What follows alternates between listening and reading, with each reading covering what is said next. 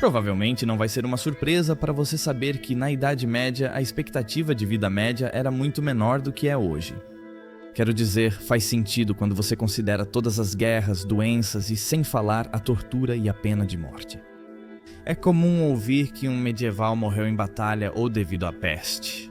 No entanto, também há algumas mortes medievais que são um pouco bizarras. O que você vai fazer? Então vamos voltar no tempo agora para a Idade Média e dar uma olhada em algumas das maneiras mais estranhas e estúpidas de morrer. Bem-vindo ao Medieval Madness.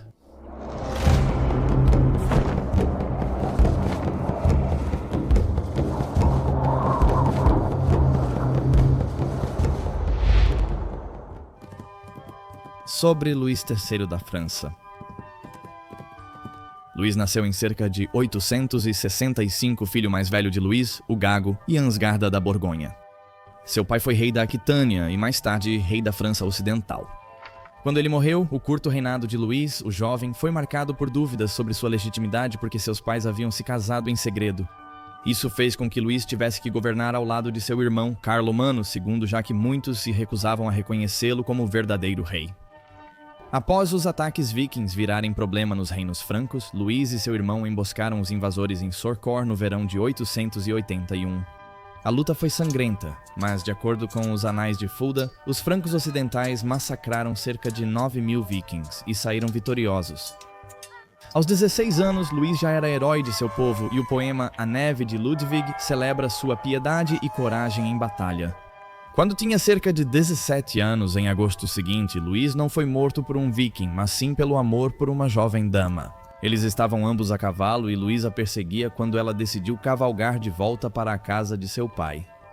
Luís a seguiu, mas bateu a cabeça no batente de um arco baixo. Ele caiu do cavalo e morreu com o crânio rachado. Seu irmão não teve sucesso em sua guerra contra os vikings e morreu em um acidente de caça apenas 2 anos depois. Chamar isso de acidente de caça é generoso. Seus criados o esfaquearam na perna por engano quando foram atacados por um javali selvagem. Pego no flagra Basílio I. Basílio foi um imperador bizantino durante o século IX, mas ele não nasceu na realeza. Basílio, camponês macedônio, ascendeu à corte imperial ao se tornar favorito do imperador Miguel III. Por volta de 865, Miguel mandou Basílio se divorciar e casar com Eudóxia Ingerina, amante favorita do imperador. Um ano depois, Miguel tornou Basílio com o imperador. Em 866, Basílio, movido por ciúmes de outro cortesão, assassinou Miguel e tornou-se o primeiro governante da dinastia macedônica. Apesar da origem humilde, Basílio foi um monarca respeitado e bem-sucedido, melhorando leis e obtendo êxito militar. Após um reinado eficaz de 19 anos, Basílio morreu no verão de 886.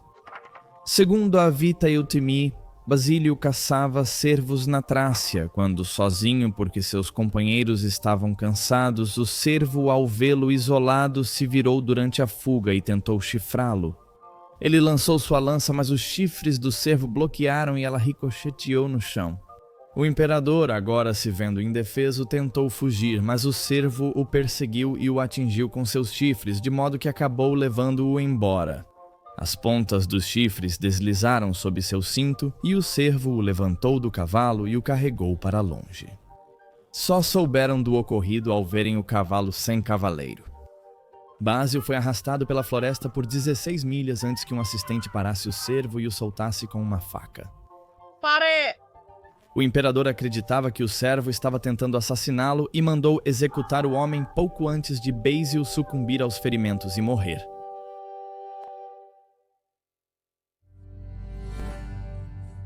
O que vai e volta, Rato II.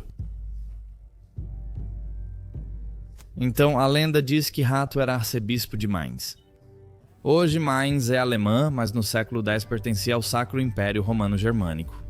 Dizem que Rato fez algumas coisas boas durante sua vida, como construir uma igreja, doar dinheiro para a manutenção de alguns mosteiros e ser patrono do cronista carolíngio Regino de Prome.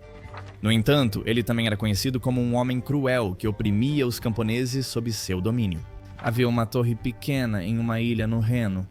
Rato posicionou arqueiros e besteiros na torre para cobrar dinheiro de todo navio que passasse. Em 1974, houve fome na região. Hato guardou todo o grão em seus celeiros e só vendia aos camponeses famintos por preços altos que poucos podiam pagar. Os camponeses se revoltaram e, com medo de rebelião, Hato prometeu alimentá-los. Ele pediu que o encontrassem em um celeiro, onde daria grãos a eles. Porém, ao chegarem, o celeiro estava vazio. Eles esperaram dentro. Hato chegou e ordenou que seus homens fechassem e trancassem as portas antes de incendiar o celeiro e queimar todos lá dentro até a morte. Enquanto as pessoas gritavam, Hato riu e disse: "Ouçam os ratos guincharem." Mais tarde, Hato foi supostamente atacado por milhares de ratos em sua torre, onde eles o devoraram vivo. No poema de Robert Southey, O Julgamento de Deus sobre um Bispo Malvado, ele escreveu: "Eles afiaram seus dentes nas pedras e agora roem os ossos do bispo. Eles roeram a carne de cada membro, pois foram enviados para executar o julgamento sobre ele."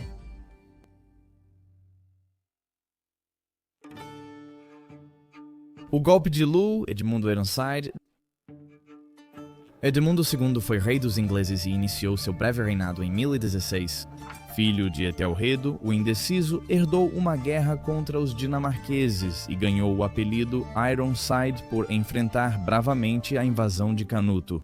Em 1015, Canuto saqueou quase toda a Inglaterra e, mesmo após Edmundo lutar 5 batalhas contra os dinamarqueses, foi derrotado e precisou dividir seu reino.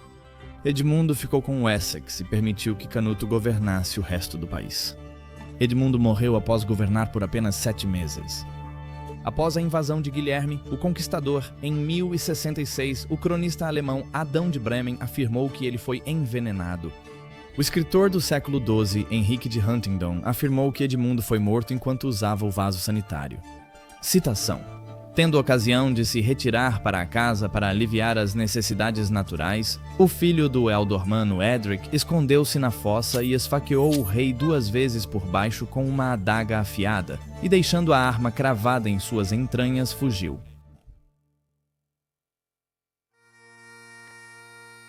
A curiosidade matou o rei Jaime II da Escócia. Jaime nasceu em 1430 e era chamado de Rosto Ardente por sua marca de nascença vermelha. Após o assassinato de seu pai, Jaime I Jaime Jr. assumiu o trono escocês aos 6 anos. Seu reinado foi marcado por disputas de poder, com Jaime tentando controlar o reino enquanto Percy e Douglas brigavam ao redor. Após se envolver nas lutas dinásticas inglesas que hoje chamamos de Guerras das Rosas, Jaime tentava recuperar o castelo de Roxburgh quando, abre aspas, este príncipe, mais curioso do que lhe convinha, ficou muito próximo dos artilheiros quando a artilharia foi disparada. Seu fêmur quebrou em 2 por um canhão mal montado que se partiu ao disparar. Por isso, ele caiu e morreu rapidamente. James tinha só 29 anos.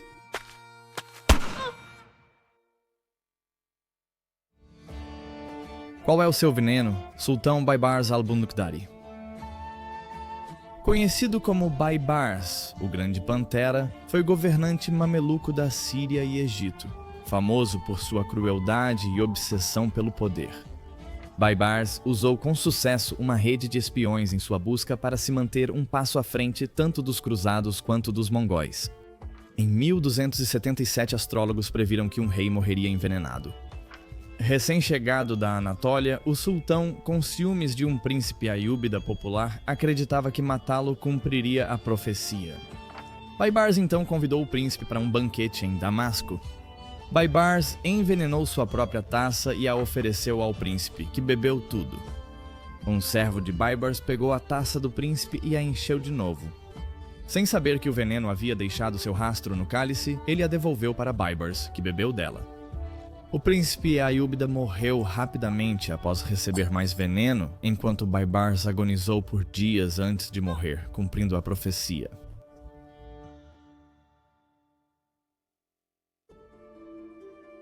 Caiu e quebrou sua coroa, Bela I da Hungria. Conhecido como o pugilista, Bela era filho de Vasul, grão-príncipe dos húngaros. Vasul foi mantido prisioneiro e cegado por seu primo, o rei Estevão, o primeiro nos últimos anos de seu reinado. Após a execução de Vasul, Bela deixou a Hungria com André e Levente, mas voltou quando André foi coroado rei em 1046. Bela se rebelou contra André, que morreu no campo de batalha, tornando-se o rei. Bela I em 1060.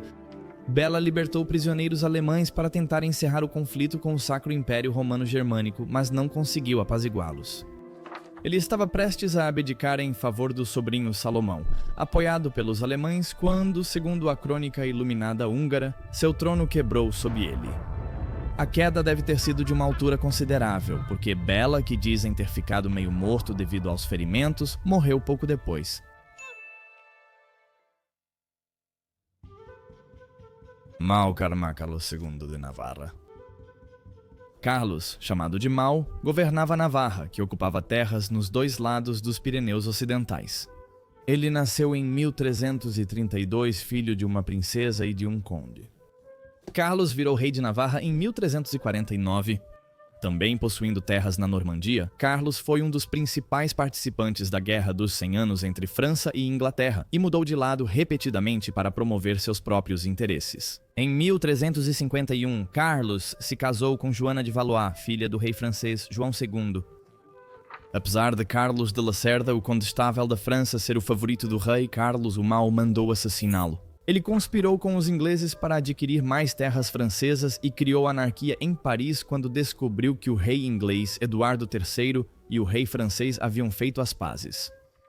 Até a morte dele foi ruim. Em 1387, quando tinha 54 anos, segundo o livro de Roberto Blagdon, Paris como era e como é, cito, Carlos, o Mau, tendo caído em tal estado de decadência que não podia usar os membros, consultou seu médico, que ordenou que ele fosse enrolado da cabeça aos pés em um pano de linho impregnado com conhaque, para que pudesse ser envolvido até o pescoço, como em um saco.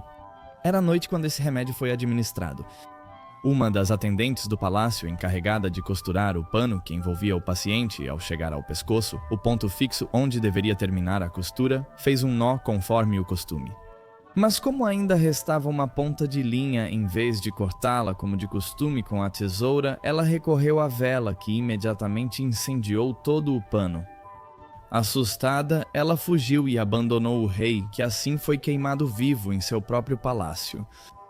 Obrigado por assistir a este episódio de Medieval Madness. Por favor, inscreva-se se estiver gostando deste vídeo, pois agora lançamos vídeos algumas vezes por semana, então não se esqueça de ativar o sininho para ser notificado sempre que publicarmos um novo. Valeu pessoal e nos vemos no próximo vídeo.